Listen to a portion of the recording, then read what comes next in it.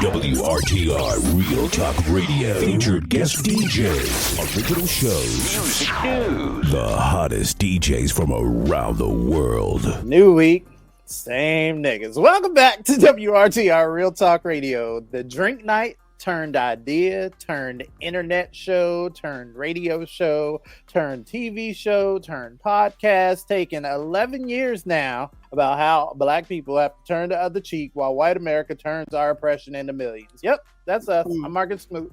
My name is Miss Lyric Bravado. What's cracking? Mm-hmm. And this your boy Ticker Man. All right. Why do you sound like you need to talk to somebody? Are you all right, Ticker Man? You sound down today. I'm good. What strain? Oh, what strain? I ain't did nothing. Oh, okay. I'm good. I ain't did nothing. So your mood is given what this week? I'm not here for the shits. Oh, Ticker Man means business. Oh, I know what that's about. Mm.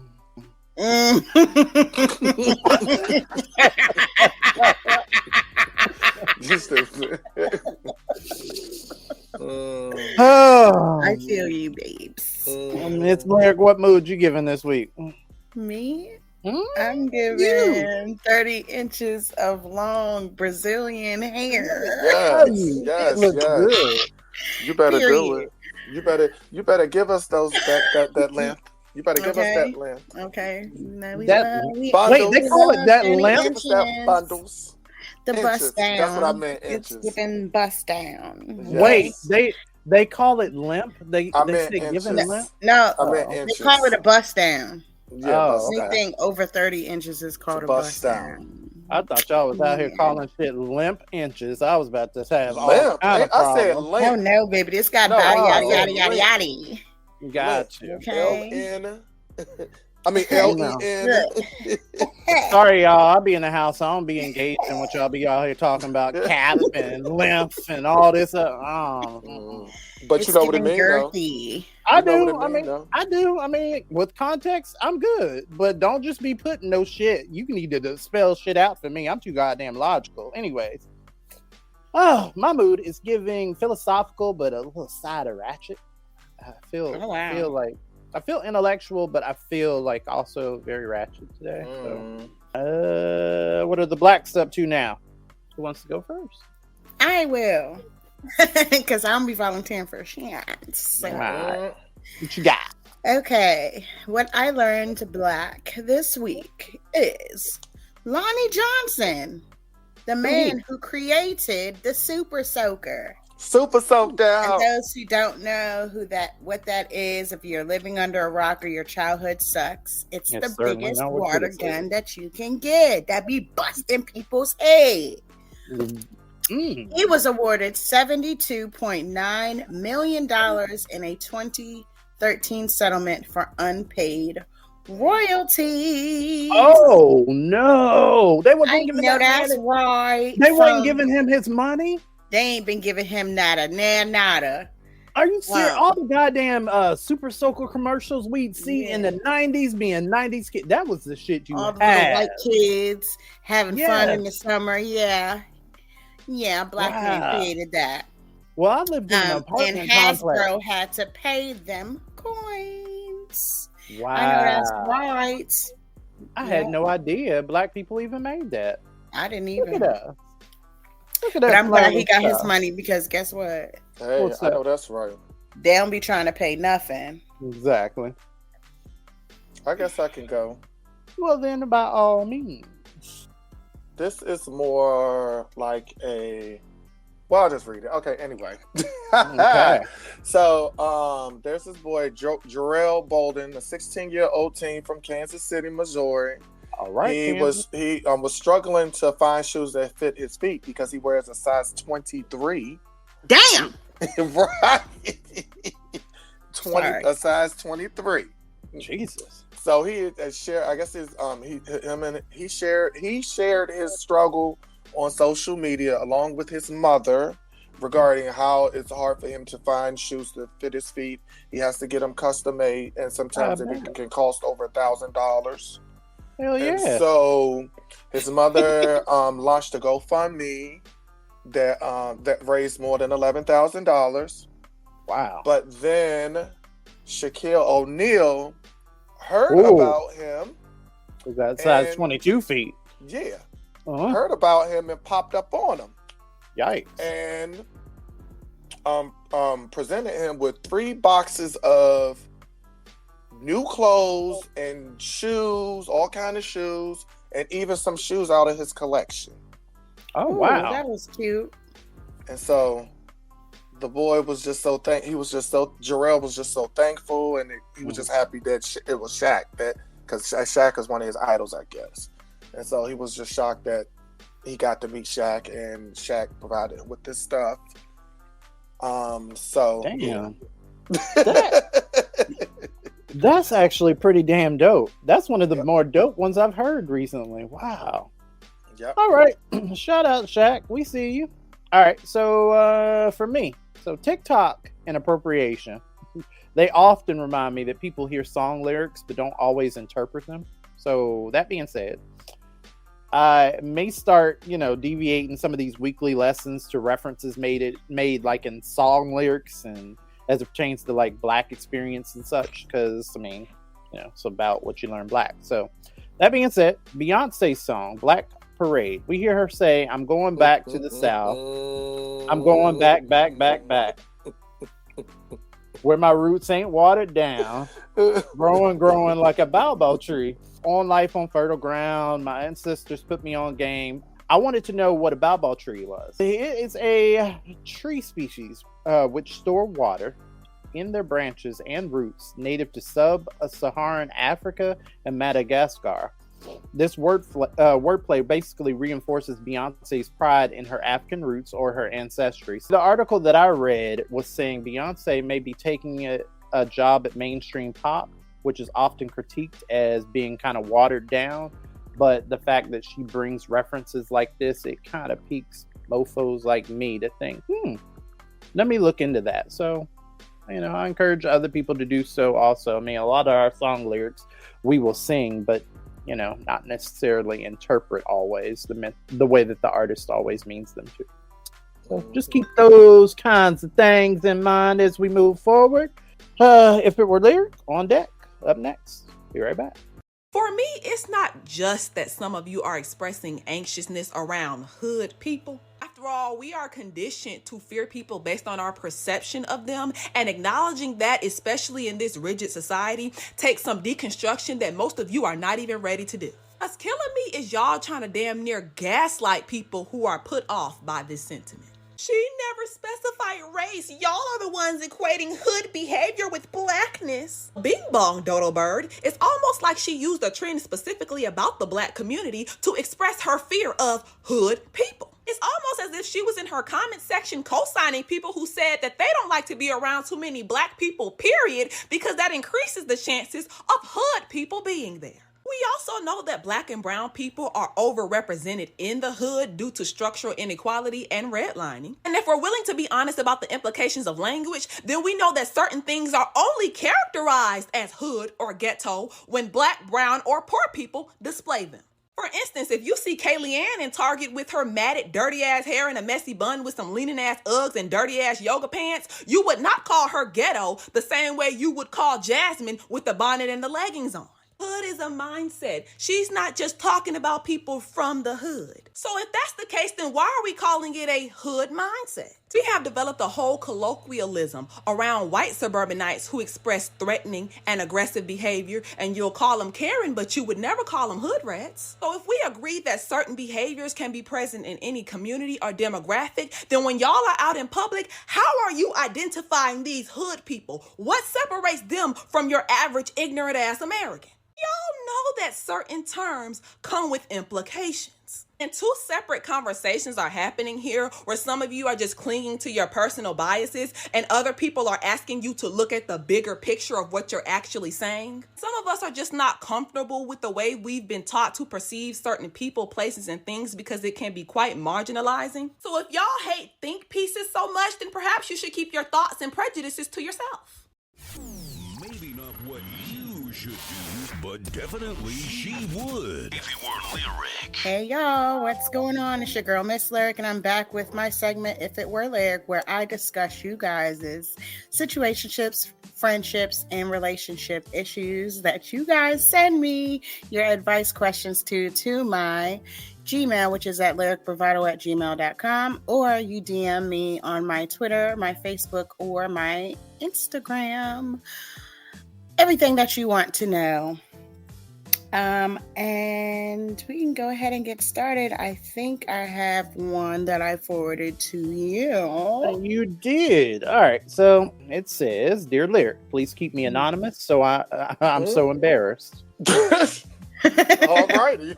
This comes from a 19-year-old male. He says, "I lost my virginity to a prostitute because I felt bad about being a virgin, but now I feel so fucking sick and so ashamed by it. I went to this Asian massage parlor and had sex with this hooker. Okay.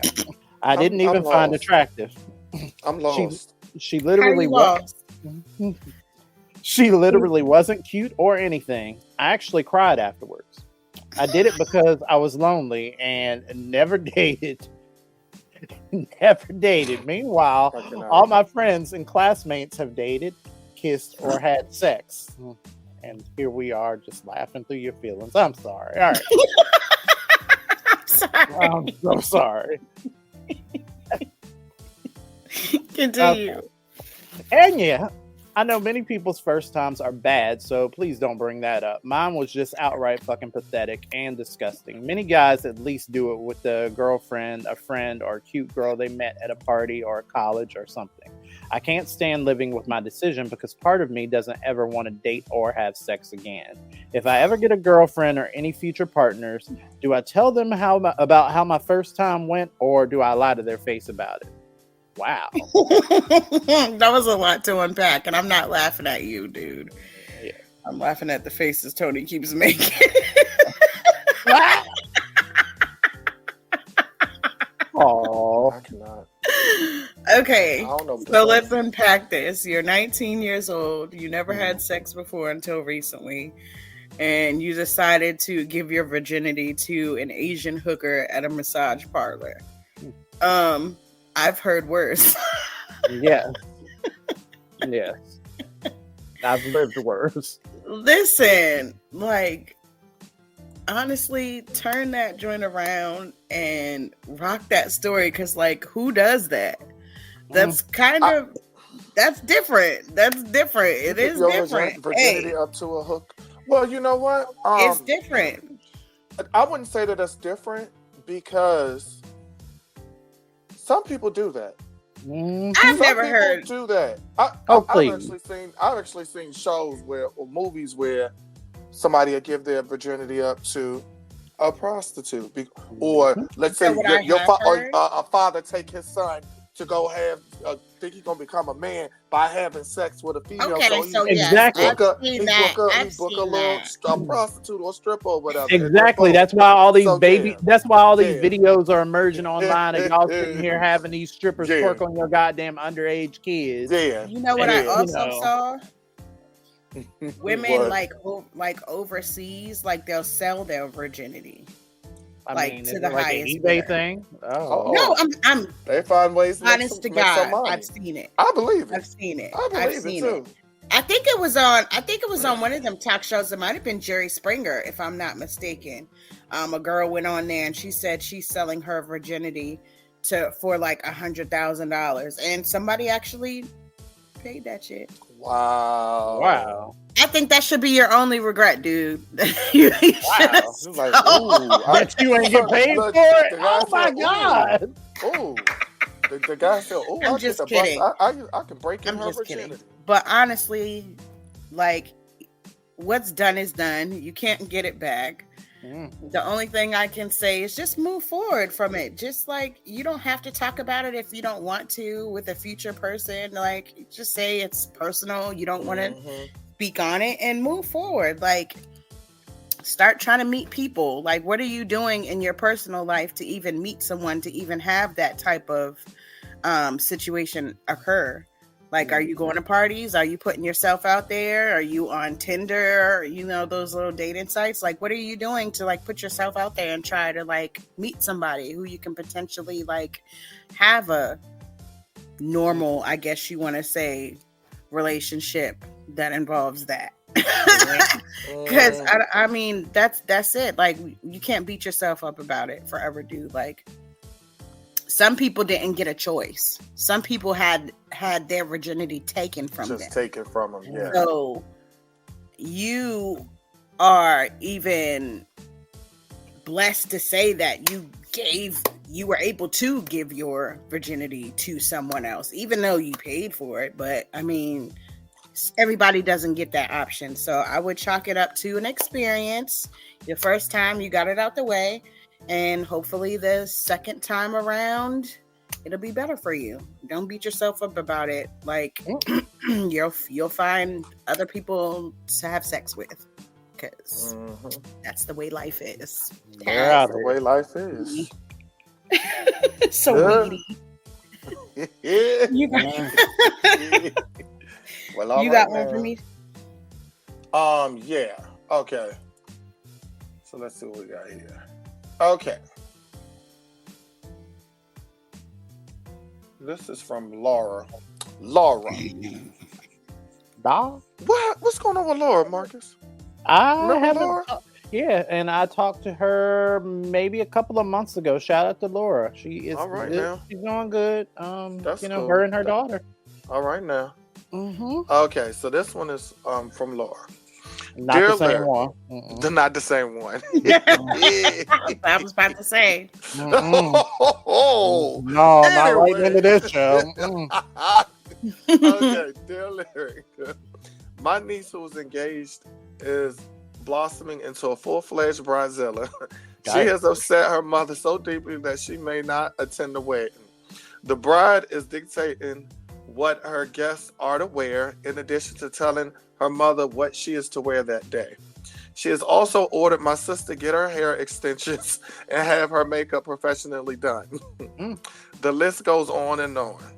She brought her girlfriends to a bridal shop and, without asking about a budget, tried on gown after gown with no regard to the cost. Yeah. She fell in love with one that is beyond her mother's budget and demanded, "This is my dress." My sister wanted to, she said, "This is my dress." My sister wanted to avoid a scene, paid for it. My sister has been excluded from all of the wedding planning. The bride is deferring to her father and stepmother, who are paying for most of the wedding. If anyone offers a suggestion or asks a question, it is met with hostility. How do we handle this? My sister feels defeated and deeply hurt by her daughter's actions. Bruh, remember that show that used to come on, Bridezilla? Yes. That's you, sis. That sounds like your daughter, like, for real. This girl, I'm telling everybody what they're going to wear to her wedding. And you then, who the guests, y'all, this is what y'all gonna wear. But you know what? I can see that though. I can see that, because you don't want nobody. This is like one of the most important days. So they don't want nobody stunting and clashing and ruining their day and looking all fucked up in the pictures, and then having your babies later clown you behind what they didn't seen in the picture and what the people you rolled with wore. Yeah, like I feel her. I do. But at the same time, there's a way to go about it, and there's a way to conduct yourself, and there's a way to ask. It's not what you say, it's how you say it. So if you're being rude, you're going to be met with disrespect expeditiously, messing with me. Because if it were me, I would have cussed your daughter all the way out and said, "Fuck you and your wedding." But that's just me. Because what? First of all, you're trying to do this big thing, and I get it. You want to get married once and make that your moment, and this, that, and the third, but you need to be mindful of other people's pockets as well. Like, it sounds like she's trying to manage this wedding, and she doesn't have one of those wedding coordinators that most people have, which would probably be helpful in this situation, because Wedding coordinators tend to take the brunt of the bridezilla activity, and they're able to play the middleman and tell the guests and tell the bridal party and this, that, and the third what the bride wants in a better way. Sounds like y'all should have gotten one of those because she's outrageous, and I'm so sorry, but you're just gonna either you don't attend, because that's always an option. People need to like start taking that as an option. Politely decline. Like, if you feel uncomfortable in any place or in any situation, politely remove yourself. Exactly. I don't have to be there. Deuces, I'm out. I don't have to take your rudeness. I don't have to take your disrespect. Peace. I wish you the best. Send a gift if you want to. Like you done lost your damn mind. Or everybody have a sit down with this bride and let her know, because guess what? She ain't. Two things are gonna happen. She's gonna shut the fuck up and realize that, hey, I'm a little bit outrageous here. Maybe I need to pipe down, or she's gonna elope, because you're not gonna have a wedding if nobody's gonna be there. Exactly. So keep up. Have a little intervention.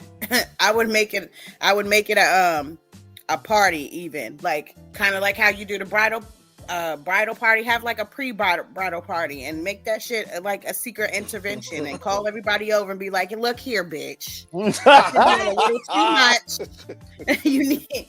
I don't like the way you've been talking to people.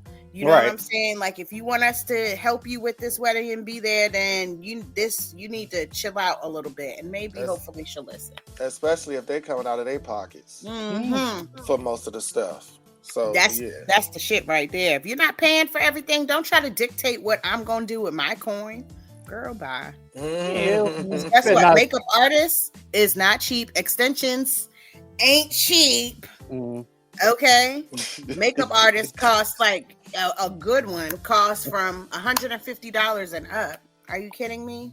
I dare you to show up doing stunts at my goddamn wedding. I dare your ass. I fucking dare you. Oh no. Oh, I wish. But I don't see you acting like that though. No, I wouldn't have. I mean, that's what I'm saying. There's a difference. There's a difference. You can't be treating people all crazy and shit just because you get married. Okay, bitch, it's gonna be you and your husband at that goddamn place by yourself, eating y'all dry ass chicken and whatever else you serving by y'all damn self. Why it gotta be dry chicken? Cause that most people's wedding food be nasty as shit. Chicken be dry as hell. The only thing good is the drink. Is the bar open? The open bar. I'm there. I'm about to pull up. I know that's right. I feel have one? Okay, cool. This one, she remained anonymous too. Okay, I'm tired of these anonymous people sending. Here we go. If you don't want nobody to know your name, make up a goddamn name when you send it. Come on now. Make up a name like y'all do at the free clinic. Oh, go ahead. It ain't that many people with the name anonymous. They be like Sarah. It's like 12 people get up. Right. And one of them's a man. Oh, okay. Sure. Okay. So this is Dear Lyric. I'm a 32-year-old woman who's been with my boyfriend, my first and only partner, for 11 years. Overall, our relationship is healthy. He's smart, kind, supportive, caring, loyal, and funny. I can see us getting married and living a happy life together. Here we go. The problem is... I knew it.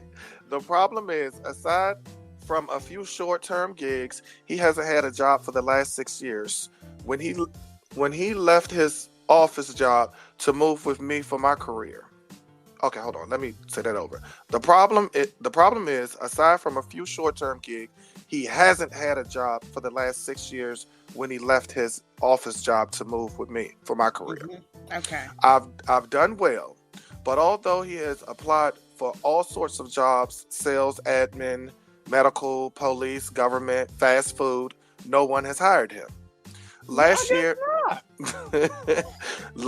he developed a heart condition and he can no longer perform physical labor.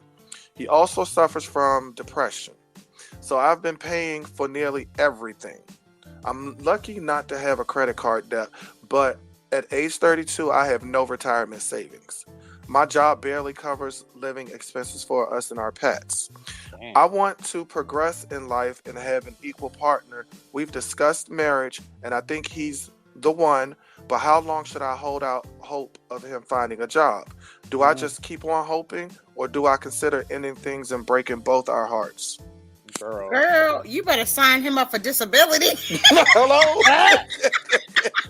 Hello? What is wrong with you? He got a heart condition. He's depressed. Girl, that's a disability check. What are you talking about? What are you talking about? And he can get it too. Disability, anytime you got a heart condition and you can't do physical labor, that is a check. Yep, a check. From the government. From the Girl, government. Don't be waking up your happy home.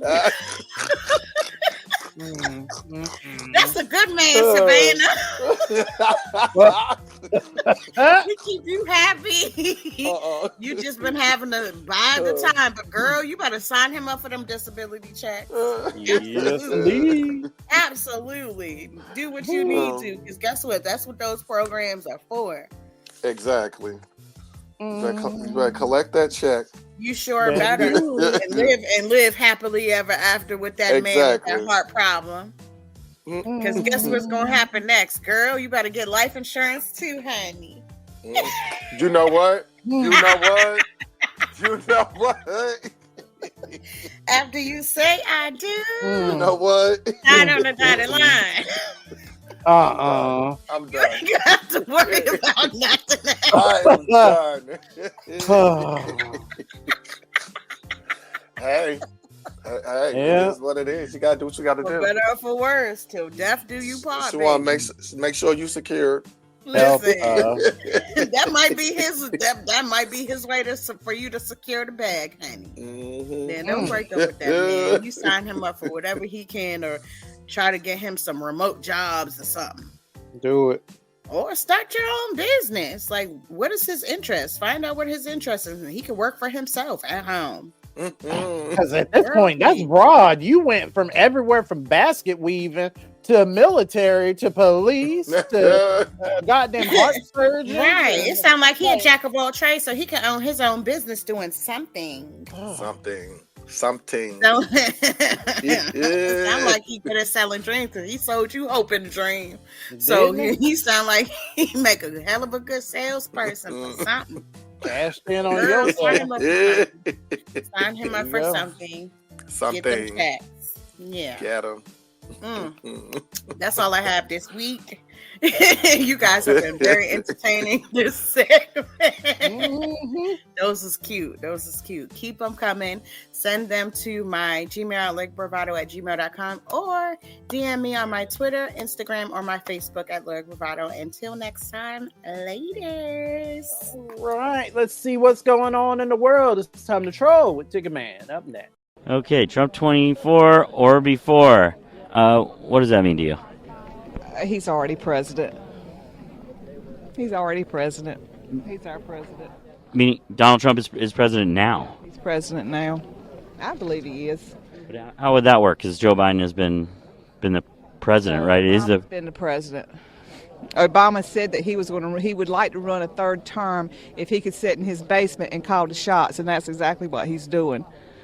But you just said that it's Obama's third term, but also that Trump is president. He's calling the shots at all this mess that's going on right now and all the disasters that he's caused. Yeah. But how is Obama calling the shots if Trump is still president? Obama is sitting back and telling Biden what to do. But what is Biden if he's not the president? He's a bumbling fool right now. But why would it matter if Obama was telling Biden what to do if Biden's not president? Say that again. Why would it matter if Obama was telling Biden what to do if Biden wasn't president?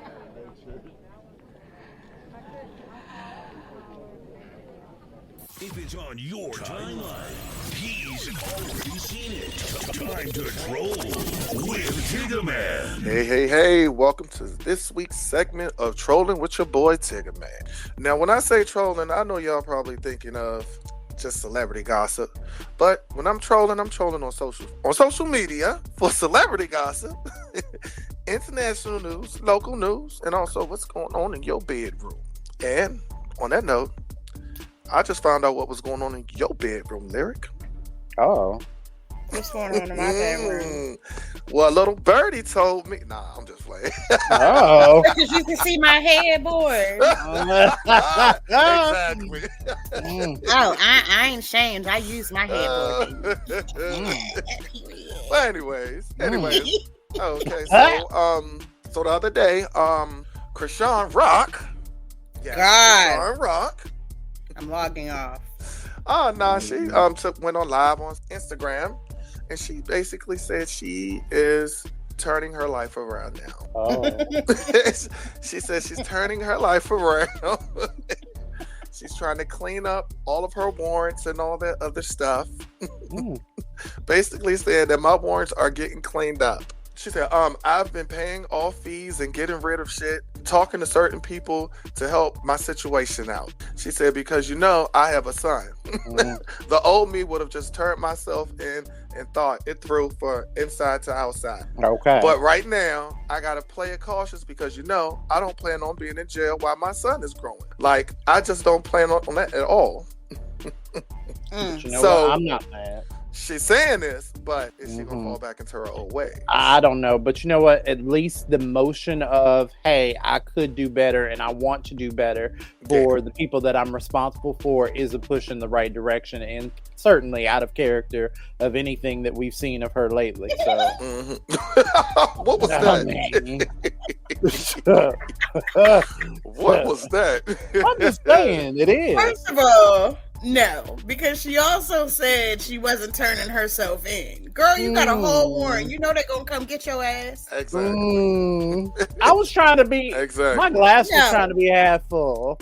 Y'all always get down on me because I be negative all the time. I'm going to tell. I'm trying to say nice things about people. Well, she said it. I didn't. I'm just repeating it.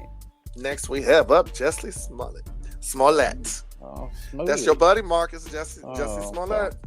Yeah. Well, Jessie has successfully completed 5 months of rehab program and is preparing to release a new film. Why the rehab nigga gotta be mine? That's your buddy. Okay. Nah, he enrolled himself in a substance abuse outpatient program. Wow, he completed all of the requirements earlier this month. Earlier last month. A source stated that Smollett fully committed to the treatment by focusing on his physical and mental health. Okay. During his criminal trial in Chicago, Jessie's substance abuse was continuously raised in court. The actor continues to fight his conviction and jail sentence. Okay. Previously, Smollett was found guilty of, 5 felony accounts of disorderly conduct in 2021 for staging that whole racist hoax in himself and lying to the police. Okay. So now that he's completed this 5 months of rehab, he is about to release a new film that he's starring in. What was that? You ain't got nothing to say, Larry. Nope.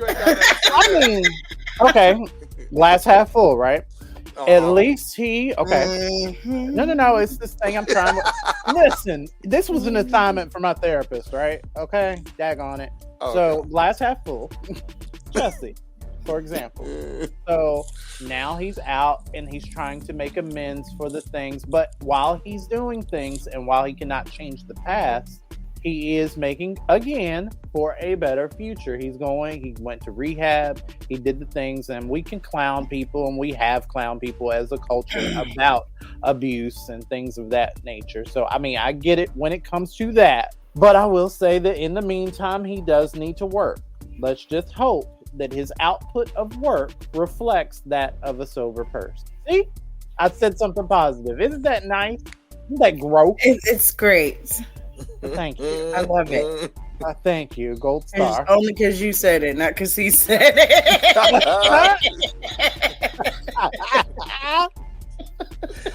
Oh, Lord. Oprah.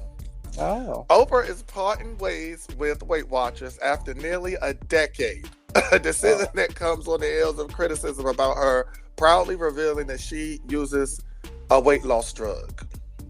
The weight loss company made it clear in its official statement Wednesday of last week, there's no bad blood with Oprah, and her departure from the board of directors isn't due to any disagreements with the company or anything related to the company's operations, policies, and practices.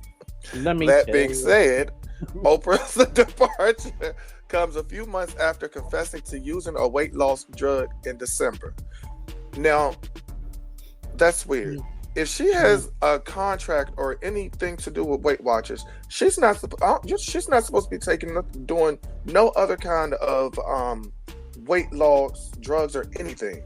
Is that in her contract? Because I don't think it is. The scrutiny and the backlash that I think that she's receiving is from all the angry house moms, white women that are angry that of all these years of pouring their money into Weight Watchers and having all these unhealthy habits otherwise that probably contribute, or sometimes people just need to realize that, fat is an actual body type. But all of that aside, I think that the overall vision of Oprah being this, once fat black woman or fat perceived black woman to then snap back as a result of Weight Watchers gave people, I think they're trying to push the angle that it gave people, white single mothers again, white house mothers rather, or housewives. They gave them the sense or you can snap back too. All you got to do is get on Weight Watchers. And I think that's what they're angry about more so than any contract or breach of contract. So, that's just my personal that's my personal thing. Whatever. What do you think, Lyric? What you said. Okay. My bad. Did I go too deep? My bad. Lord. All right. Anyway, so damn next up we got Charlemagne the God. I'm clocking out. So remember that whole comment he made about the big back? Yeah, about Risa Tisa. Yes, about Risa Tisa. Okay, so Charlemagne the God kind of sort of issued an apology to Risa Tisa after she picked up on his recent big back comments. Risa was a girl that went viral on social media after breaking down how her ex-husband allegedly manipulated and lied to her. Her TikTok series has been a hot topic for a couple of weeks now, and even leading to her ex revealing himself as Jerome McCoy. Gross. She was recently on the Tamron Hall show. Of course, that was brought up as to how she felt about the comment that Charlemagne had made. And so basically what happened was she said, and she was very disappointed, and she thought it was just hurtful of him saying that. So anyway, Charlemagne got wind of it, and of course he apologized if he offended her, but he wasn't calling her a big back. That she was a big back girl. Yes, he was. Yes, he was. See, I hate when people do that. I hate those type of apologies. He said sometimes the easiest way to keep your own peace is to not disturb the peace of others. I disturbed the woman's peace, and that wasn't my intention. So I apologize if my words made her feel that way. See, that's one of those, I'm apologizing, if you felt offended. I'm sorry you felt that way. Yeah, I hate those. Go ahead. But then he said, but I do have two things to say. Number one, I never said she don't deserve love because of her size. I didn't even know she was big. He said, Jess hilarious, told the story, and I said it sounds like a big back behavior. And I started talking about big back beliefs. Now, if y'all want to have a conversation about reinforcing negative stereotypes about being big backs, I understand. I'm open to it. But acting like I was having a conversation about Risa Tisa's looks and size, that's not accurate. That is accurate, because that's what you said. What were you talking about? You act like we can't go watch the playback. He said exactly that. Like, stop it. Soon as Just Hilarious said that girl's name, he said, big back women like her. Exactly. Always have those type problems. Stop it. Your apology means nothing. But this is you did not mean it. You meant what you said. You might as well have stood on business and stood by what you said. I would have respected that. Wow. Okay, so next up I have your boy Diddy. I know y'all heard about the latest lawsuit. So Diddy has just been sued by a man claiming the mogul sexually assaulted him. In legal documents, a former producer and videographer from the mogul claims he was repeatedly sexually assaulted by Diddy and subjected to unwanted advances by associates of Diddy at his direction. Jones claims Diddy, among other things, would grope Jones' genitals and touch his anus. Jones goes on to allege Diddy would parade around naked in front of Jones. Jones believed Diddy was trying to groom him into having sex. He says Diddy would downplay the alleged assaults as horseplay. Jones go on to allege Diddy forced him to watch a video involving Stevie J having sex with another man. Gross. Who would want to see that? Jesus. Onto that note, Stevie J said it wasn't him, and it was actually a porn star, a gay porn star, who actually came out and said that was him in the video, and that was not Stevie J. Anyway, Jones included a screen grab of the video. Now, from what I was just saying, now a gay porn star called Knockout stated that it was him in the video and not, it was not Stevie J. There are more allegations. He says a female cousin of Diddy's girl. She had to, I think she's screaming. She's at Knockout. Put her mic on mute. At Knockout. Listen. You out Anyway, there are more allegations. He says a female cousin of Diddy's girlfriend, Young Miami, also sexually assaulted him, allegedly attempting to have sex with him in front of Diddy and members of his staff. Then he also said, he also alleged that Diddy told him that he has had sex with a whole bunch of other male celebrities, including one that's from Philly. And everybody knew who that was.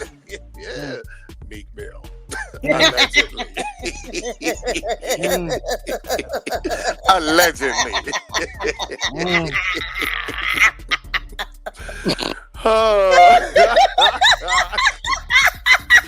He then goes on to say Diddy introduced him to Cuba Gooding Jr. on Diddy's yacht, and Cuba allegedly began touching, groping, and fondling Mr. Jones' legs, his upper inner thighs near his groin, the small of his back near his buttocks, and his shoulders. What kind of weird ass Noah's Ark, Tyler Perry written, Dog Pound USA sponsor type bullshit is this? Yes. Did y'all hear the audio I sent you? Oh. Yes. Then there's an audio that was put out supposedly of Diddy and Meek Mill fucking. Did and you all hear you hear was, oh, damn. I said, hold on, wait a minute. Y'all.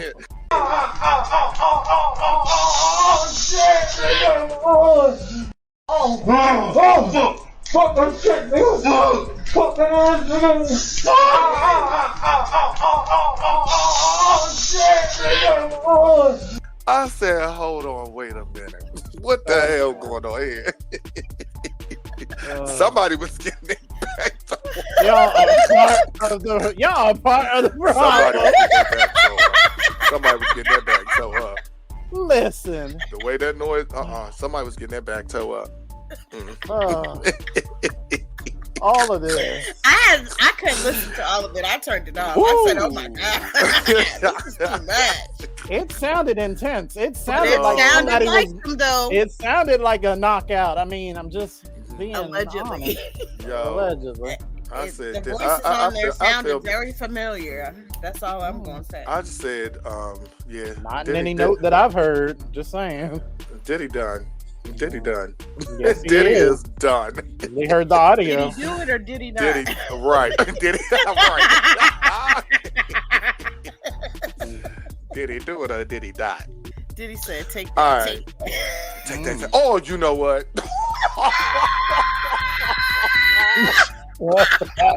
Part of the problem. He did used to say that though. Take that. Oh my God. He did say that. He used to say that. I can't. Damn Diddy. Damn Diddy.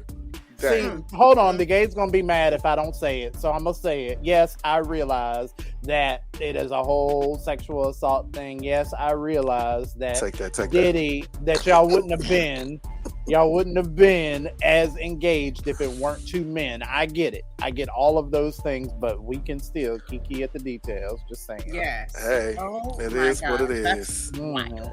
All right, so next we have a Fat Joe. Fat Joe believes in the separation of style and politics, as such is a proud owner of Donald Trump's new gold high-top sneakers. Why? Despite having zero intentions of voting for him, the veteran rap star recently held a sneakerhead court on his IG page and defended his accusations of Trump's never surrender kicks. Why? Okay, do you want it now or do you want me to wait until my segment? We're going to wait till your segment, but I just wanted to put that out there. Mm-hmm. Why? You forgot something. What I forget? Rick Ross and that girl that broke up. Yeah. Oh, yeah, they did. You know what? I didn't cover that. I just want to speak on that really quick because it's so funny to me how she got on here on Beyonce's internet and was downing ladies. Oh, you have to do this to get a man like him, and we're happy, and this, that, and the third, and whatever. And whoever had something with him, it wasn't real. It's real with us. I mean, she got on Beyonce's internet talking big Godzilla shit, okay? To the point where she even tried to disturb Pretty V's peace. That's my girl, Pretty V. Yeah, him too. That's my girl. She hilarious. Now, why the other day he was at a basketball game, posted up with a new bra on his arm. And Instagram went in on that ass. When I tell you why, social media do not be playing no games, and don't forget about nothing. Nothing. The comment section was my hero. That's all I got to say about that. I comment on say I'm just here for the comments. I'm just here for the comments. Yep. That just goes to show you could be here today and gone the next. Stay humble, girl. All right, so next I have up Ray J and Princess Love. Gross. They are for the fourth time ending their marriage, filing for divorce. This time, Princess Love is filing for the divorce this time. I think the last time it was Ray J, but Princess is doing it this time. They're sharing.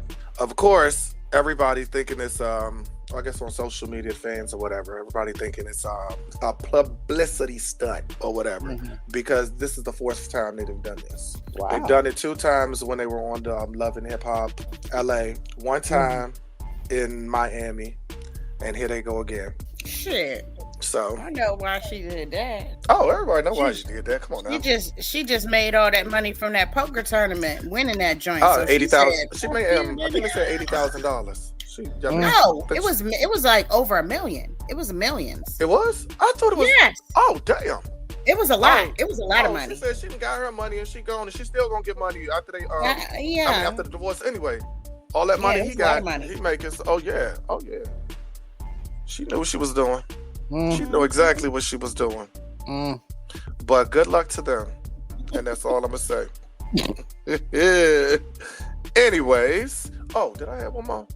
Oh no. Oh, Temu. Oh God. Wish Jr. You know Temu? Yes. Yeah, we know her. Temu, where everybody buy. I even buy stuff off of there. But anyway, do you? Temu is in the hot seat with more than a dozen plaintiffs who claim the app can access everything on a customer's phone. Damn. Everything on a customer's phone. I do not use that. They claim that the Chinese-owned company purposefully and intentionally has malware and spyware in their app. And so now, supposedly they have access to everything on your phone. And I think I got the app on my phone too, and I'm about to delete it. You took this story down before you took the app off your phone. Damn. What kind of shit is this? Oh, black people. I'll tell you what. Additionally, the lawsuit alleges Temu deceives its customers about how it plans to use data from their phones. The court filing reportedly states that Temu gains access to literally everything on your phone. Not only that, the plaintiffs say that the online shopping experience is dangerous because it allegedly accesses information like private messages and track notifications on its customers' phones by bypassing phone security systems. So all y'all out there that got that Temu app on your phone, you better delete it. Oh Lord. If anything, just go If anything, just go onto the website on a computer. Remove stay off the website. Stay off the website. Stay far away from anything. I like shopping on there. Hey, I mean, hey. The shit don't even be what it's advertised as. Yeah, that's bullshit. My stuff do. I read the reviews. Yep. Everything You gotta that read I've the gotten off reviews. there has been legit. Yeah. So Everything. So I will not. But on that note, that ends this week's segment of Trolling with your boy Tigger Man. Alrighty, thank you for that, sir. Up next, Unseasoned World. We'll be right back. And I certainly don't think that black people should just expect racism because white people are going to stop being that way. There's plenty of people that are still going to be that way. But just because I'm white or we're white doesn't mean that we are. Yes, it does. Yes, it does. That's literally what that means. Look, my fellow rice cakes, I'm going to say something out loud that you would probably prefer I kept to myself, but we are terrible at self-examination because we are obsessed with being perceived as good. We are good people with good intentions who do good things, and we know that racism is bad, so we're offended by the mere insinuation that we could be capable of dehumanizing anybody. And that line of thinking right there is why we continue to take L's left and right, because you can't confront a problem if you don't acknowledge the problem exists. Listen, you are not evil and bad because you were born white, and no reasonable person is saying that you are. What we're saying is that it is a problem if you don't acknowledge what it means to have been born white in a racist society. It is a problem if you're not willing to examine the privileges, I know we all hate that word, but the privileges, the benefits, and the means of insulation we inherit by virtue of being born white.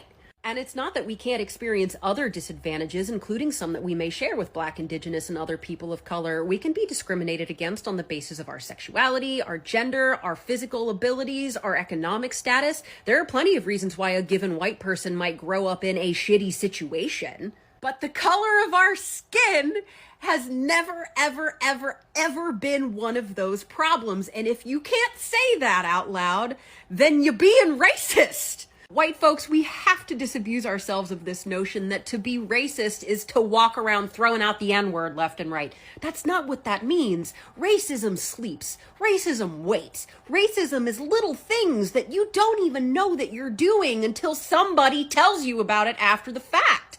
If you could always see racism from space, then we, and by we I mean white people and only white people, wouldn't have been so shocked over the last few years to discover that so many of our loved ones are big old racist bags of shit. Because one, racism is subtle, it sneaks up on you, it manifests in tiny ways, and two, we never had to interrogate those behaviors because we were insulated by racism. Listen, bigotries of all kinds often manifest unconsciously, by accident, and the only way we can catch it, the only way we can be vigilant, is to rely on other people to let us know and then to build our experience around that knowledge. If you can just get comfortable with the fact that prejudice is an inherent part of the human experience, then getting feedback about it will involve a lot fewer tears and heartbreak. In conclusion, my fellow Snowmericans, to be good is to accept your limitations and be okay with being wrong. Marcus has your glimpse into a world without seasoning. When I remade this segment earlier this year, I remade it with the intention of highlighting and exposing some of the systematic or systemic bullshit, basically, and instances that are less vocalized that Black people have to deal with from people, mostly white people, regularly, right?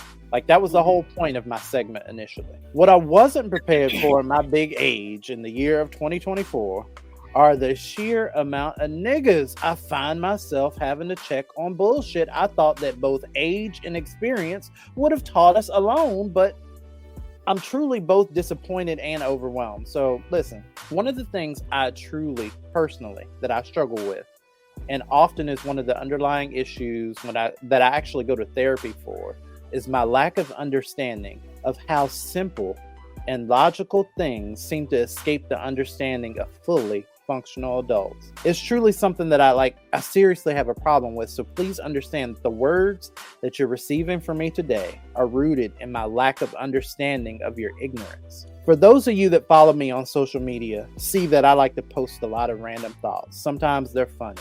Sometimes they're news clips. And lately, with the upcoming election and the amount of press coverage showing Donald Trump being Donald Trump, it's something that I'm tapped into. You know, that shit, selfies, music, collages, etc. Anyways, obviously, I get a lot of traffic and engagement from pissed off white people saying shit like, you know, fuck you, nigger, Trump 2024, or whatever the hell white people be saying in the comments. The point is that these type of comments are like, they're business as usual for me. So I tend to scroll past them and go directly to the comments with Black people on the profile pics, which are usually like both hilarious and informative. But every now and then you'll find that one of you pen is mightier than the sword ass niggas that seem to be well spoken and have this polished or prim demeanor that, if you're not paying attention, can catch you off guard. They usually come with, like, these are people that come from small towns or smaller communities that, like, usually, like, they have Black people around them, but the Black people around them were always, you know, they always see them as like smart or intellectual amongst their peers.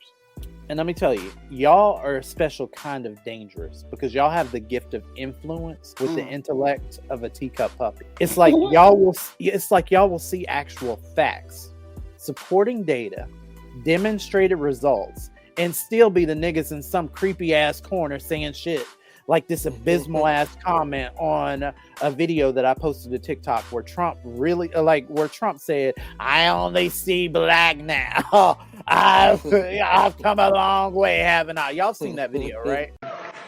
These lights are so bright in my eyes that I can't see too many people out there. But I can only see the black ones. I can't see any white ones, you see? That's how far I've come. That's how far I've come. That's a long way, isn't it? These lights. We've come a long way together. Lynn Patton. Mm-hmm. So the comment from a woman I won't identify because bullying or whatever, but in the comments, she's trying to make an argument that I personally am more offended by Trump's words and not his actual actions, and that he's offensive, but things were better financially with Trump because your pockets were filled versus Biden that stopped the cash flow. You see, my dear, you are an idiot, and here's why. The Trump administration's financial impact can be argued against on several fronts, sweetie. Several. Increased national debt. During the Trump presidency, the national debt increased significantly due to tax cuts, increased military spending, economic downturns due to COVID-19, all contributed to a ballooning national debt. This can have long-term negative consequences. Trump focuses on the here and now.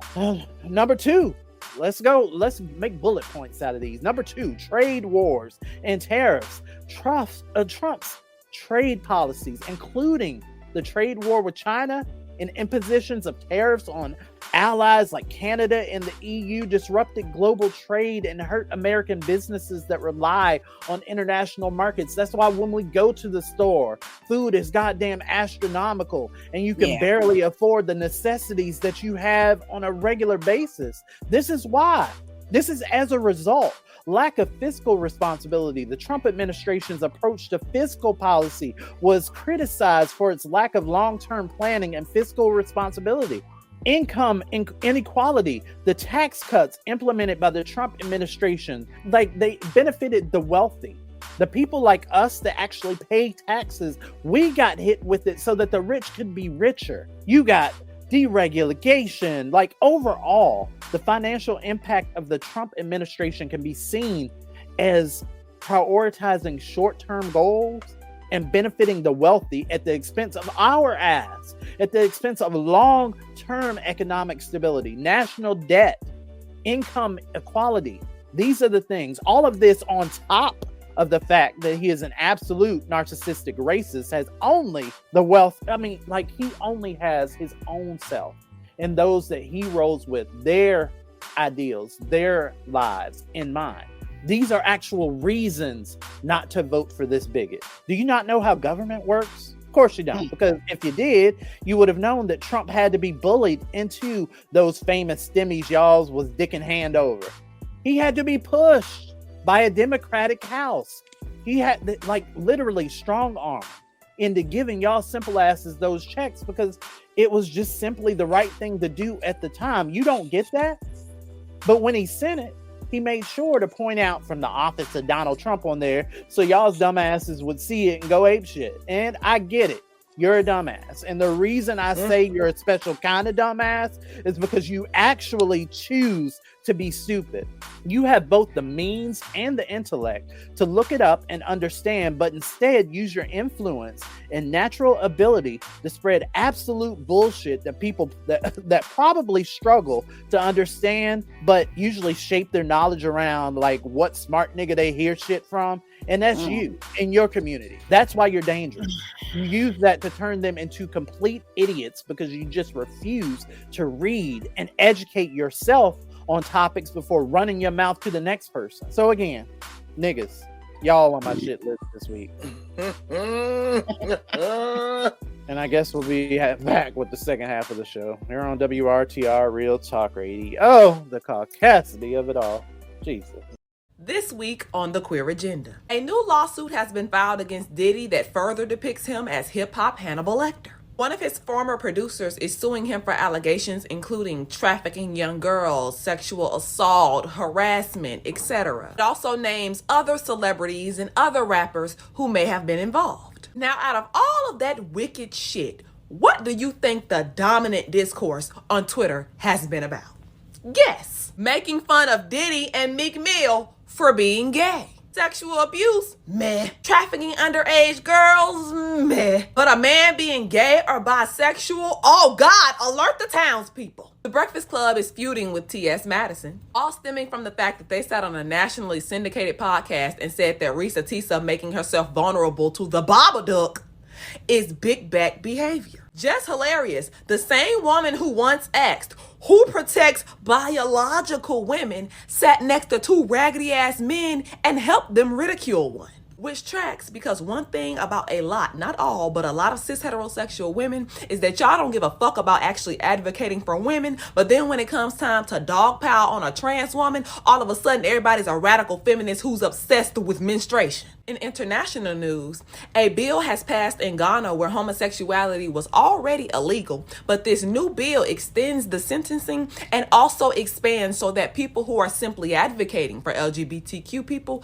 can also be imprisoned. Human rights activists in Ghana are talking about this. I just want to highlight it as well because it's very easy for me to sit my ass on this camera and talk about the subjugation of American queer people. While I live in a country that doesn't make it that comfortable to be gay, at least I don't risk being thrown in prison for it. The reason we advocate for children to be exposed to age-appropriate queer representation is not because we're trying to turn your kids gay. We just don't want them to grow up as nasty and hateful as the adults that often influence them.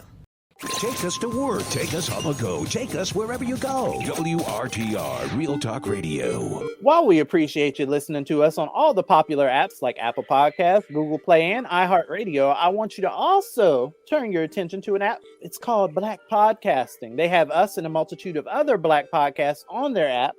And I want to show some love back to them because, you know, they showed love to us. Free on all your smartphones and such, so download it. Black Podcasting. On that note, where do y'all stand with Monique, or do y'all want to save it for Real Talk? Because I was thinking of that for a Real Talk subject today. Miss Monique on where we stand. Leave it for Real Talk. Okay, cool. Leave it for Real Talk. I'll instead discuss my plans to rejoin the social world this coming season. Let me tell you, I want to go, like I do. I want to go out. I want to get out, enjoy, to, you know, do things and go back to DC and, you know, maybe party with y'all niggas in person sometimes a little bit. You know they just Crunch. You know they just passed that that DC crime bill. What is that? What bill? Mm-hmm. Oh wait, I was reading something about it. You got to read up on it. They were talking about it on the radio today. Some of it I agree with. Some of the other stuff I don't agree with. What's the premise? When it like, comes, when it comes to the cops, just randomly. Oh yeah, I did see that. Arresting people if they suspect that they're about to do a crime. What? Yes. They psychic arresting niggas. What? Listen. Niggas is, oh my god. Yep. This world is absolute dog shit. It is a dumpster fire. They were talking about it on the radio as I was driving home from work, and I'm like, what? If they see you in groups of 2 or more, what? And you look like you about to do something, and they think you about to do something, they can stop you. Yes. Y'all look suspicious. Not the no. Yep. This is so wrong. Mm-hmm. So I said, wait a minute. What are the guidelines for this? Certainly, they have to have guidelines. I got to look this up. So yeah, you got to look it up because I was just listening to a bit of it on the radio earlier. Jesus, it's too much. They're banning the ski mask thingies. Yes, they're banning hoodies. But the one thing I do not agree. First of all, I don't agree with the hoodie shit because fuck. What you talking about is cold as shit. What do you mean they're banning hoodies? You can't wear a hoodie? Yes, you cannot wear hoodies. Are they also changing the weather? Because I mean, it's cold outside. The fuck? Also, they said something about hijabs. I think that's what. Are you serious? Yep. Not people's religious hair. What about the crown? What about the Crown Act? Yes. And then hold on, and also they're allowing DNA collection for those charged with violent crimes and sexual abuse, misdemeanors. I'm all for that. Go for it. Get them niggas in jail. You do some sexual assault bullshit. It is what it is, and don't be sensationalized by only the niggas. The establishment of drug-free zones in areas experiencing heavy drug activity and violent crime. And a pre-COVID ban on wearing masks on public property for those who intend to engage in criminal activity. Wow. There goes my plans of hanging out for for this season. I'll be at the house when we can, just continue to chat on Zoom. I absolutely refuse to deal with that bullshit. Oh. It's a lot. You gotta look up and read up on it. It's a lot. All right, moving right along. Wi-Fi's up after this. When the white girl gets up to the mic, she is still eager. Like, she doesn't quite know what she's gotten herself into. Words, words, words, diversity, words, apology, minority, cultural appropriation, words, police brutality, words. She's talking about racism. She's talking to white people about white people, and I guess this is where I'm supposed to tune out, to stay out of white folks' business until it's time for me to clean up after them. She says white people without an ounce of genuine contempt, like it's a proper noun, like the White Sox or Betty White. She tells them they've been bad, and they snap in agreement. Subject, black people. Verb, violent action. Generic adverb, preposition, interjection, adjective, more, snapping. And for a moment, it's like racism isn't cool anymore because, like, a white person said so. And isn't that just like some white people to exclude us from a conversation about us? To Iggy Azalea Macklemore a conclusion about how to help us? And then help themselves to our culture, our rights? She says more words. Show everyone what an ally you are by telling everyone what an ally you are. Post things on Facebook. Tell your children to befriend the brown girl. And if you can't find a brown girl because you can't find a brown family because they had to move out so you could move in, then an Asian will do. True to form, white girl ends her poem with something about us all being in this together.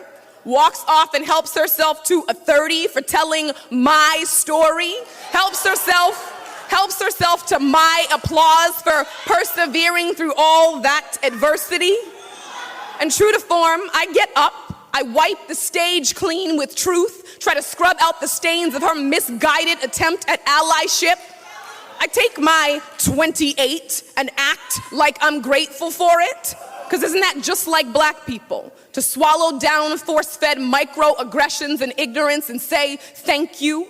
Don't we always smile and hold it all down till we get home? Aren't our houses made from nothing but regurgitated carcinogenic words and empty action verbs that don't actually do anything?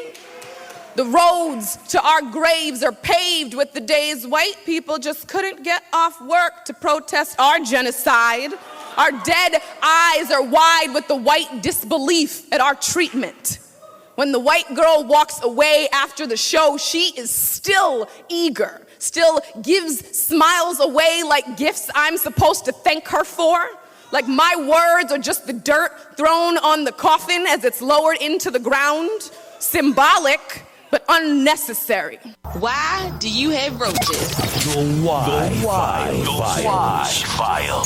Why do my children hate me? On WRTR Real Talk Radio. Why did my vagina burn? The truth is out there. Explaining the unexplained. We're answering why to the questions you want to know by taking your tweets at WRTR Radio.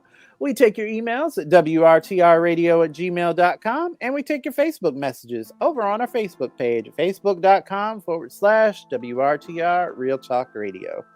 This is the Why Files. Remember, the truth is out there. What you got, Tigga? You up first, or you want me? Well, I already spoke on it in my segment, but I just want to know why Fat Joe buy them damn Trump shoes. I just want to know why he buy them goddamn Trump shoes. Because he's an idiot. Because people buy stupid shit every day. And niggas like this with influence will influence other niggas. Just the same perpetual garbage. Yes. Why? Yeah. Because the truth is out there. All right. This one comes from Tanisha from Philly. She wants to know. Hey, Tanisha. She wants to know, why do parents feel like it's necessary to sponsor over-the-top ass productions for their kids for prom? I get that it's a formal dance, but parents be doing the most. Oh yeah, they do. When it comes to prom, they do. I'll say this, Tanisha. I'm sorry, Lyric's an actual mom. It probably comes better from her. Will it? I don't know. I'll only say this. It's a formal. It's meant to be the formal for teenagers. They're supposed to stunt. They're supposed to do shows. And especially this day and age, like we didn't have social media and all of the pictures circulating on our prom gowns and all the sensationalized shit that people popularized today. We Popping didn't out have of to go caskets. through, we didn't have to go through that. What? Popping What do out you of mean? caskets. Whatever, that's what the kids are into. They like it's clickbait. You gonna click on it, they gonna get paid for it. It's what they do. I mean, it's literally a formal dance for teenagers. Come as you aren't. It's supposed to be that. It's supposed to be that one good time of a year that a teenager can look forward to, especially these Popping out of teenagers caskets. in this garbage ass garbage ass existence. When I saw that, I was like, what the hell? These kids literally, like, they went to Zoom school. They ain't have shit that we had the luxury of having. Let them have prom. God damn. They can have it, but damn. Can they be great? Can they? They already had to be seen at all the I have a problem with some things. I think some, except for like some of them outfits that them little girls be wearing be way too fucking grown. That is like, true. why do you have one titty out on this side and just like a patch here covering your nipple and the fucking slit all the way up your motherfucking thigh so we can see your hoo-ha when you sit down? Like some things need to be like, come on now. Keep a kid. I get that. I get that, but I don't see nothing else wrong with the other shit though. Like shit, ride that motherfucker till the wheels fall off. I'm just letting my kids know right now. You're not getting nothing. Sort. You're getting regular degular like I had. I'm not going to rent no goddamn camels like that lady did in Philly for her son. And I'm not doing all of that renting Maserati so you can pull up and be stuck in front of these hoes out here in these streets. All that money for one night. You're gonna get that good old limousine, maybe a stretch Hummer party bus type of situation, and we're gonna keep it regular. There you go. Period. Hey, look, I get it. Go out for your kids. If there's nobody else you go out all out for in the world, go out for your kids. And then the next day gonna take me like, damn, I spent all that money. Can't even pay my rent now. No, I didn't say go into foreclosure or go into eviction. Well, some people doing that though. You gotta give them something to look forward to. Like if you do everything now, what they got to look forward to when they're older? They ain't had shit. We ain't gave them shit to deal with now. They already got to see one another through little boxes and shit. They can't go out. They ain't got clean air. They ain't got clean water. We ain't left them with no habitable planet. All they got, is prom, and now we want to police that shit too. God damn. Poor kids. Damn. Ain't no daggone poor kids. Why? Because the truth is out there. Hey. Miss Lyric, what you got? Shit. I got one, and it comes from me. What you got? Why Amazon workers be stealing people's packages in the warehouses? Because first of all, these 30 luxurious inches was supposed to be on my head on Sunday, and I just got it today. And they tried to play with me on the phone all day yesterday, talking about something. Oh, well, you'll get it on Friday. It was supposed to be the 6th, and now it's going to be the 8th. And I had to go on there and say a few choice words to the person because she just wasn't trying to help. Asked me for a supervisor. They sent me my inches. Why y'all be stealing? Like, for real. Stop stealing people's fucking packages. And why, another why. Why do Amazon, oh gosh. Why did the Amazon be stealing from people's doors after they drop the package off? And see a ring camera right there on the freaking door. They don't care. Still stealing it. They do not care. They do not care. And another thing is, why do y'all motherfuckers be switching packages out in the warehouse too? Yeah, because I had this happen to me previously where I ordered a wig and it said a totally different company on the joint that I got. Oh. First of all, I don't wear synthetic. Wow. Like Brittany said, crack is cheap, synthetic is cheap. I don't do synthetic. She got real human hair. She said she got real human hair. Real human hair only. So whoever in the warehouse that was packaging up my shit decided to switch my 26-inch burgundy hair out for this plastic cheap Party City wig and thought I was just gonna be okay with that shit. Absolutely the fuck not. Not the Party City wig. Yeah, that shit was trash. I was mad as shit. And then I look on the label. It's not even the label. It's not even the name on the store from where I ordered from. So I know they switched it out. So I'm like, I sent that shit right the fuck back. Absolutely not. Run me my coin so I can order something else. Y'all ain't gonna boot me out my goddamn coin. Lyric, I got a question for you. It's like a makeup question though, and not for me, but it's a thing of where like women. Okay, I can tell the difference between people like yourself and my sister that wear makeup versus some of these. Like, I can tell the difference in the quality of the makeup that you wear versus like, do people really be putting Party City makeup into their everyday, get ready with me routines? Like, do they really do that? Because I've seen people and their faces look absolutely like, I had a coworker that don't work with me no more, but she just, she's no longer with them yet. Anyways, but she would come to work looking scary. Like her face would be. it was like, I guess y'all call that foundation. I guess her foundation was wrong on her face, but she just probably was. But you know what it is? A lot of women don't match their foundation properly, or they want to appear lighter than what they are instead of getting the foundation that matches their skin tone.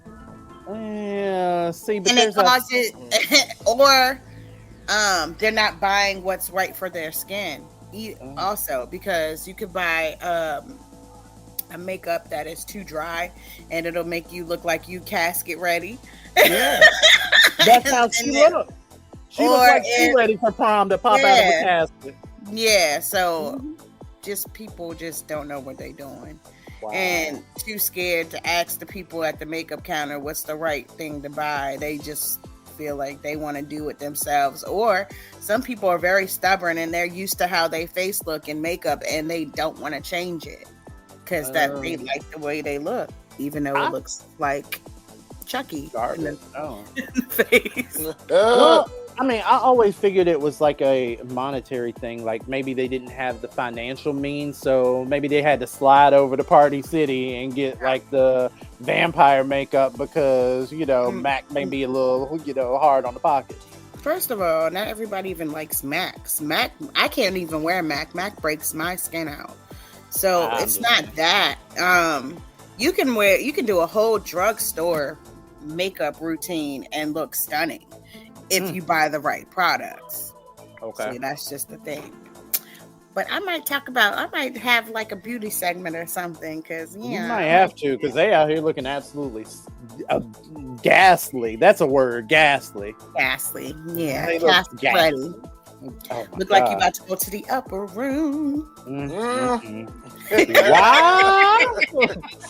the truth is out there. The truth is out there.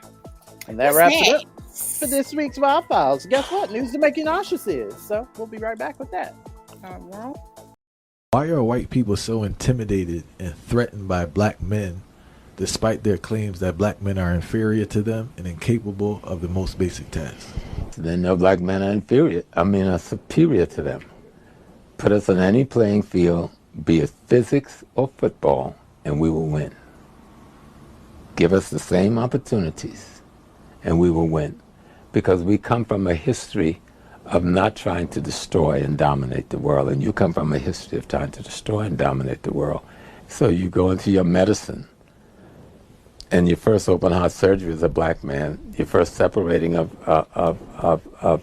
Siamese twins as a black man, the creator that eventually produces your first artificial heart as a black man. A black janitor at Johns Hancock, all right, teaches your best surgeon, the janitor, who never went to med school. You got a TV set because of a black man. You got a cell phone because of a black man. You got a touchstone because of a black woman. You got the video game because of a black man. You've got the internet because of a brother from Ghana, Nigeria or Ghana, I think the brother's from. You got the email because of a black Indian man. And it's just going, all of the technology that you're using was created for your corporations by African peoples. And now, Say what? News to make you nauseous on WRTR Real Talk Radio. Let's go. These are some of the stories you might not read about in the New York Times, the Washington Post, or the Wall Street Journal. It's news to make you nauseous. I am Marcus Smoot. And I am Miss Lyric Bravado. And this your boy Tigger Man. And this is news to make you nauseous. Let's go, Miss Lyric. All right. Say what? DeKalb County, Georgia. Say what? All right, I'm not sure if you guys have been following this story, but a man named Nature Boy was held without bail Friday after being charged with rape and false imprisonment. According to the DeKalb Police Department, the alleged cult leader, whose real name is Eligo Bishop, who goes by Nature Boy, was arrested late Wednesday and charged with rape, false imprisonment, and 3 counts of prohibition on nude or sexual explicit electronic transmission. So he sent revenge porn. Jesus. Investigation began on Nature Boy March 30th this was last year, March 30th, 2022, after the Special Victims Unit received a complaint. He made a video saying, "They want to crucify me. They want me dead. There's hate that surrounds me. You can feel it. Just like any other prophet, only me. I'm the return of Christ," Nature Boy said. Okay, there we As go. He reported Bishop and his 15 followers were kicked out of Costa Rica, Nicaragua, and Panama in 2019 and arrested in Hawaii for violating COVID-19 rules in 2020 before arriving in Georgia. Update to this case. 15? Yes. Okay. He's been formally charged and sentenced to life in prison for these crimes committed, and added on an additional 10 years for sexual assault against a minor. I never understood some of these sentences. I mean, absolutely, he should be under the jail, but I just never understood. You get life plus 10 years. So if you die, do they release you and then you come back and they be like, "Nah, nigga, you still locked up. You got another 10 years." Like, how does this work? Come on, seriously. I have no idea, but he's going to stay where he's going to stay. Okay. As he should. As he should. Wow. All right. Say what? United States of America. Say what? A confused. Look, hold on. I got to say this in my official voice. Ready? A confused looking President Biden once again admitted that he'd, quote, get in trouble for taking questions at a press briefing Tuesday, just hours after his press secretary staunchly described his mental acuity. So basically, Biden is out here and he's freezing up. He ain't necessarily freezing up like Mitch McConnell, but he is definitely experiencing those things and those, symptoms of dementia. People are out here, they're talking about it. Everybody's talking about how, this is going to impact the country, yada, yada, yada. And he's 81, and blah, blah, blah. Now, everybody commenting and just giving their 2 cents about this. I get it. You're on him. You're concerned about the country. What makes me nauseous about this is the fact that an 81-year-old Joe Biden with a shaky elderly hand on the nuclear missiles with dementia is still this country's lesser of two goddamn evils. Just think about that for a second. Just think about it. At this point, just hilarious as goofy ass is a better choice than fucking Trump. And you got dumbasses running around here giving people uninformed information. Just all of this. But what makes me nauseous about this is that even with dementia, Biden is still a better choice than Trump. And you still got y'all dumbasses out here spreading propaganda and making people think, well, you know what? Maybe he wasn't that bad. Are you serious? Really? Get out of here. I'm nauseous. Your turn. Really? Your turn. You know what? I'm just waiting for somebody that's listening to this podcast. Hear you talk about Jess and then hit her up and be like, you need to come listen to this. I want her to. I want to have a discussion. I do. I do. I want it to happen. No, honestly, I wouldn't entertain it. I wouldn't, because I mean, you can't talk to goddamn idiots. Go ahead. She gonna call you out on the breakfast show. Sure. Okay. Sure. Make sure she spells my name correctly. Amid. Say what? Colombia. Say what? Horrible accent. Colombia. Mm-mm. Okay. A Colombian dude had his way when he decided to take a full body soak, stripping down to his birthday suit and plunging into a Burger King water tank on top of the roof. An eyewitness recently filmed this wild footage on camera, and you can see that the naked dude emerging from a giant container atop a BK in Envigado, just south of Medellin. Ooh. Mind you, this has happened in broad daylight, and yes, the man here was completely naked. He chilled on the edge for a bit, like it was no deal. This before completely exiting the water tank and lowering himself down. Of course, the sight freaked the customers out, as they assumed he was swimming in water that this Burger King actually used in some capacity. Oh, God. Thankfully, Burger King was quick to reassure everyone there was no risk of contamination here. They say these tanks are just reserved and not used in food prep or facility cleaning. Jesus. They say. But you know what? They say. Whoever filmed this was so petty, because instead, like, you saw this about to happen and you didn't think, hey, to say let something me stop this person, because this is a bad idea. You didn't do that. Exactly. You was petty. You gonna just grab your phone and start filming like, look at this bullshit here. Okay. Exactly. With that said, they're not taking any chances. BK temporarily closed this location, and they're also bringing in a specialized company to handle the water sanitation and treatment. I'm sure they are. Burger King has taken extra measures to prevent this sort of thing from happening again, sealing off roof access to make sure the Skinny Dipper doesn't stage a repeat performance. But you know what? I get that. Yeah.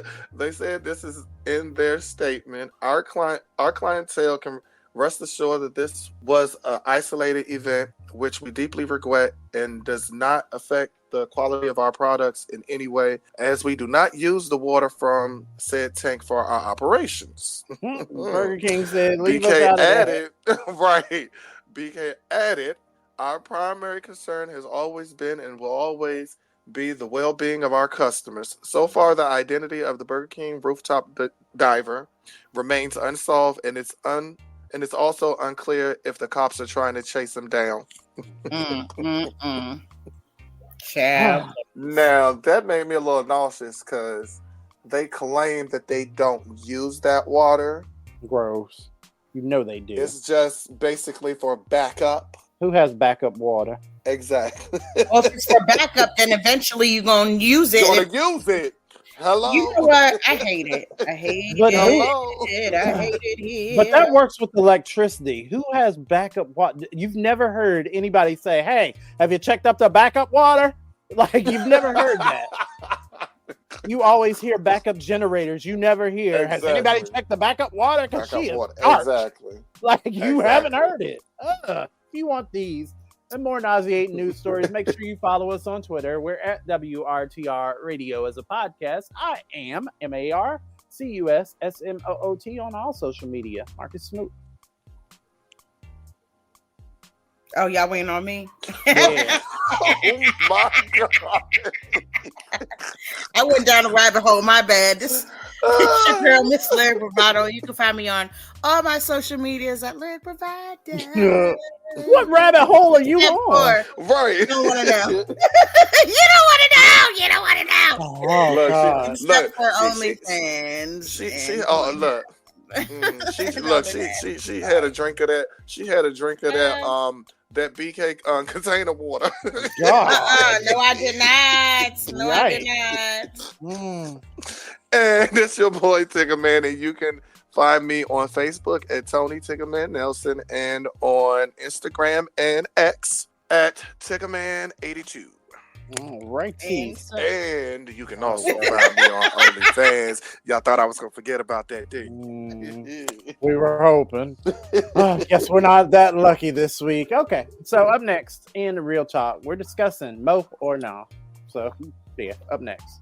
One of the copper, because it ain't silver, linings of the many atrocities that are gripping the world right now is that it has led many people to question everything that Western society has ever taught us. And I just want to encourage more of that going forward. Question the idea of crime.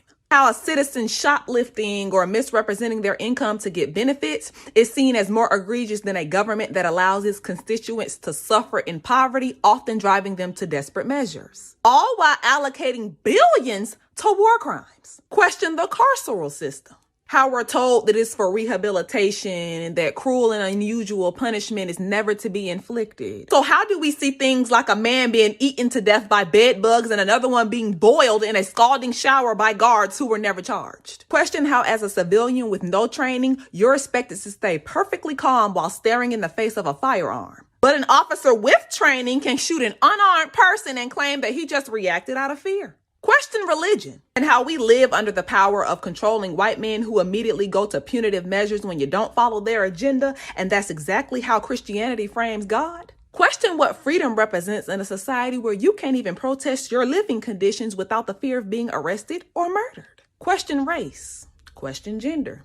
Question sexuality. Question your education and what you know about countries outside of the U.S. And lastly, question the term terrorist. Because we all know they're very selective in who gets called that. Keeping it 100. It's Real Talk. On WRTR, Real Talk Radio. We keep it real. Okay, we're back. We're black and inside of another edition of Real Talk, where this week we are discussing where we stand on Monique. Now, it should become no surprise to anybody that she's been in the news recently, back and forth with her son, diagnosed mental, issues, just kind of going through and, making his way through life. And Monique has been under fire, and it's been a back and forth tug of war on how people feel about it overall. That being said, kind of want to know where you guys stand with it, just as a overall healthy discussion on life. I really don't think any of it. What I will say is that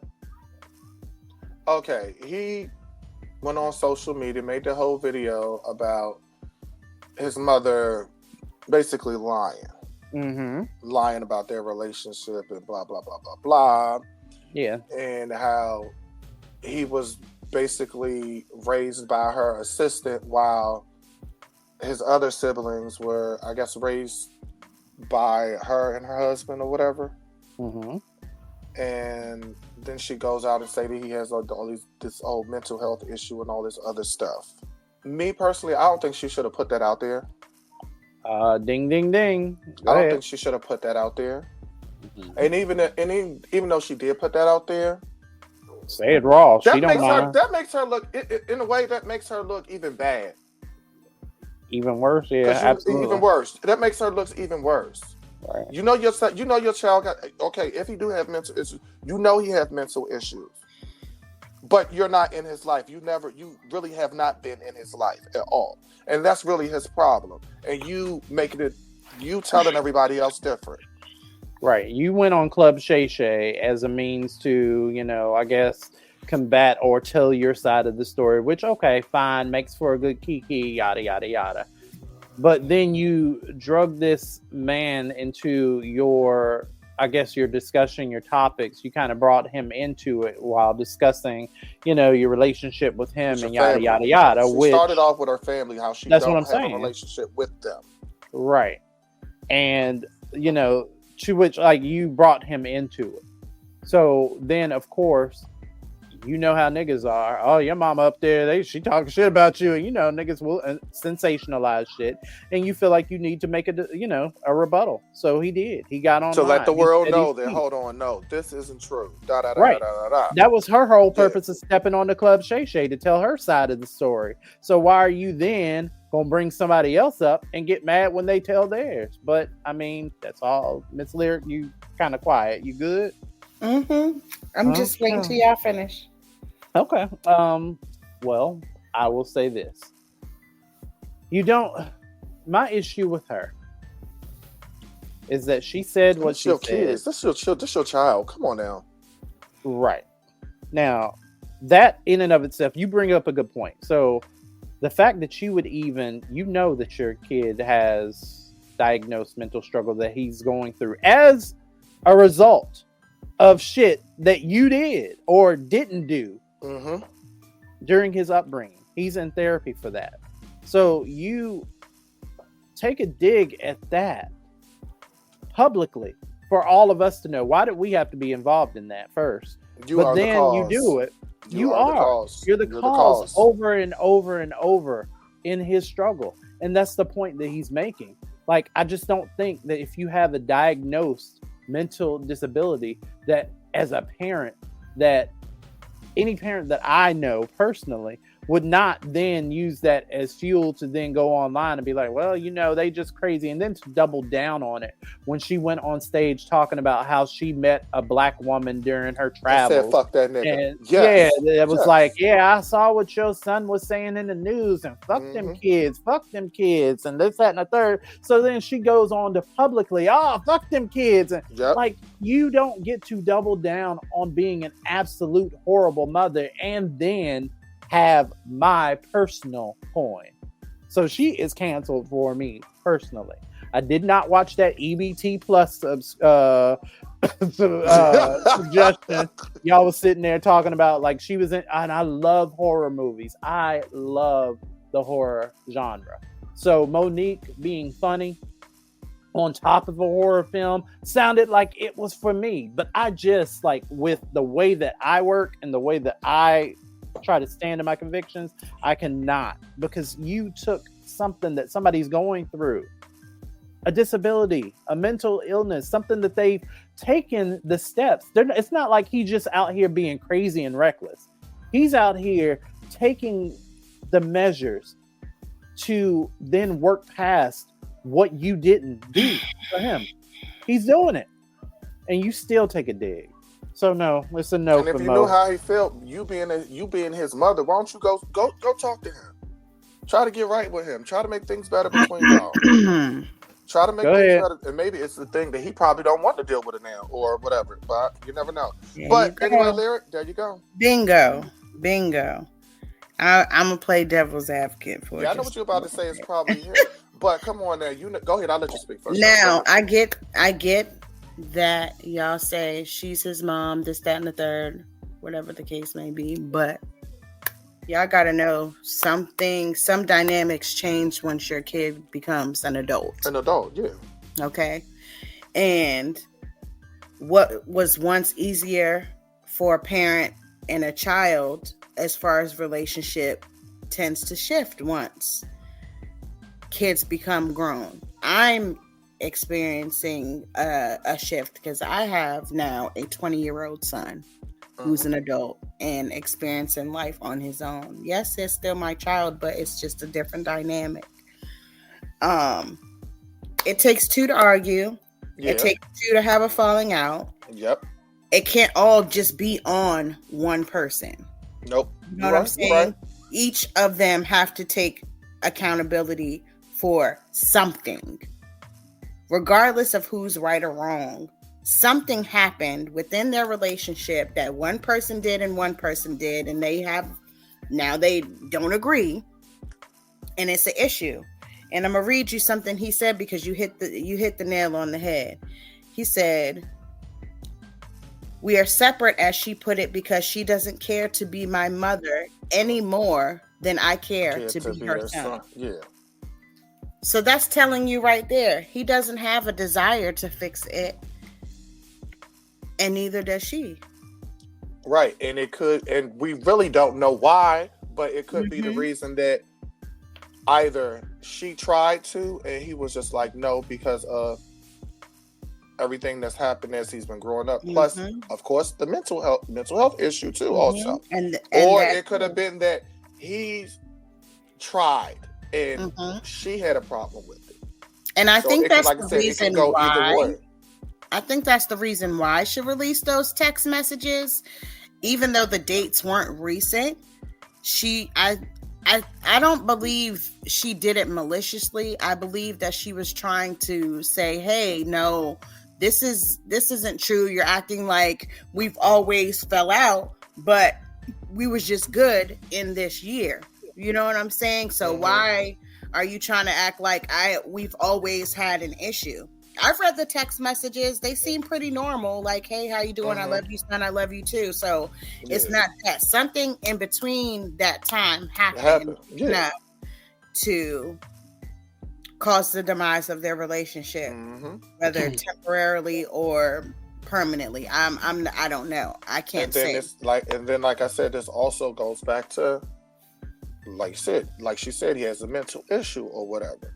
But my thing is, why you bring that up? Why would you say that? And my thing is, why would you talk about your child I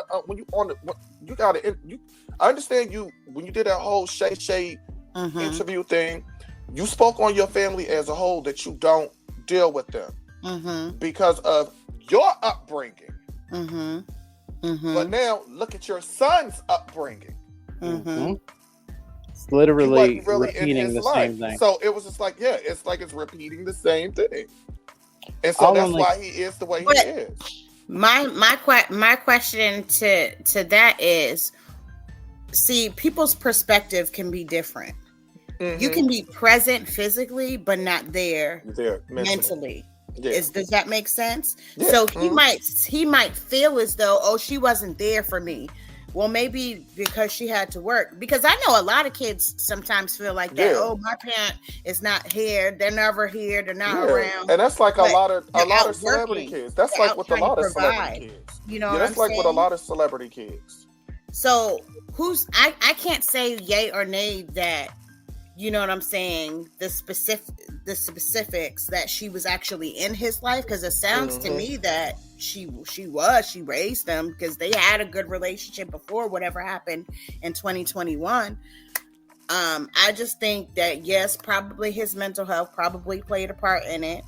She probably did something as well, but I can't really get mad, you know what I'm saying? Because things happen in families, you know what I'm saying? I can't say that I'm going to cancel her, because I don't know what happened. Only God knows, and whoever else was in that household knows what happened between that lady and her son. At the end of the day, the only thing that I can do is hopefully that they push past it, wish them well in love, and keep it pushing, because baby, life be life. My whole thing is, my whole thing is, I wish they just didn't put that all out in social media like that, because of course everybody's going to have something to say about it. Of course. And you know how that goes. So okay. Yeah, I agree that she shouldn't have spoken on his mental health, because maybe he wasn't ready for that. Exactly. Yeah. Why would you? And that's like what's her name? Carlisa, mom, Blueface's mom. Oh, she got on the internet and spoke on that baby. Yeah, that's negatively. Why would You're you do that? Baby's grandmother. And you, why would you crazy. say, "Oh, I know something is wrong with that baby"? If we gotta wear matching this is what she said. Now, if we gotta wear matching helmets, then so be it. Oh, that's what she said out of her mouth about her own grandchild. See, it's that's foul. That's everything foul. does not belong on the internet. We need to stop doing that and just pick up the phone. And people don't know how to communicate with each other anymore. And it seems like they'd rather sub somebody on Facebook or sub somebody on Instagram or make a negative comment on Twitter and tweet some wild shit instead of addressing people directly. Are you that scared of confrontation? Or what I will say, and I just saw somebody that do that the other day. Feel as though you got to bring it to the internet all the time. It's not healthy. The internet ain't for everything. What I will say is it's not for everything. What I will say is another thing that we need to divorce ourselves of as Black people, is just the people in general, is this mentality that when a person turns 18 or when they're legally declared an adult, this mentality of, well, it's on you now, slap them on the ass and send them back out there. The only thing that changes when you're grown is the shift of responsibility to work through and adjust to the shit that you've been through. That's it. It doesn't mean you're grown now, get over it. That's what's wrong now. You have too many chucklehead ass adults out here running around who haven't worked through their bullshit, inflicting their bullshit on other people. It literally is. And you know what? He has been keeping away from her. He has been staying away. He literally discusses therapy and his journey with it. And his mom is both the catalyst and aware of the problem and still chooses to say publicly that she spoke to another elderly lady and fuck these kids and this, that, and the third. It's just because they're 18. It's not like this race through adolescence, and then at 18 it'd be like, woo, girl, it was touch and go them last few years. We're glad we got through it. You good now, though, right? That is not what I meant. I know, but you might have listeners that might think that that's what I meant. No, that's not what I meant. No, that's not. By what I said, I get the that. dynamic does change. It does. It does. And but people have this mentality that after it's like, woo, that was quick. Ooh, that was touch and go there after around that 17-year-old mark. But you good now, girl. Go out into the world. Give them hell. No, it doesn't work that way. The only thing that shifts is now they're as adults. They have to work through their shit and pay for it. And pay for it. Yeah. It's a thing. So it's literally how that shit works. So anyways, wrapping up. Another edition of Real Talk here on WRTR Real Talk Radio. We appreciate you all this and every week for rolling with us and, rocking with us. We appreciate every share, like, comment. Because even bad engagement, even with old girl that pissed me off, even with bad engagement, that's still engagement. It don't mean I want to hear your bullshit, but it's still engagement. So, I guess we out of here. I'm Marcus Smoot. I'm Miss Lyric Bravado, baby. And it's your boy, Tigger Man.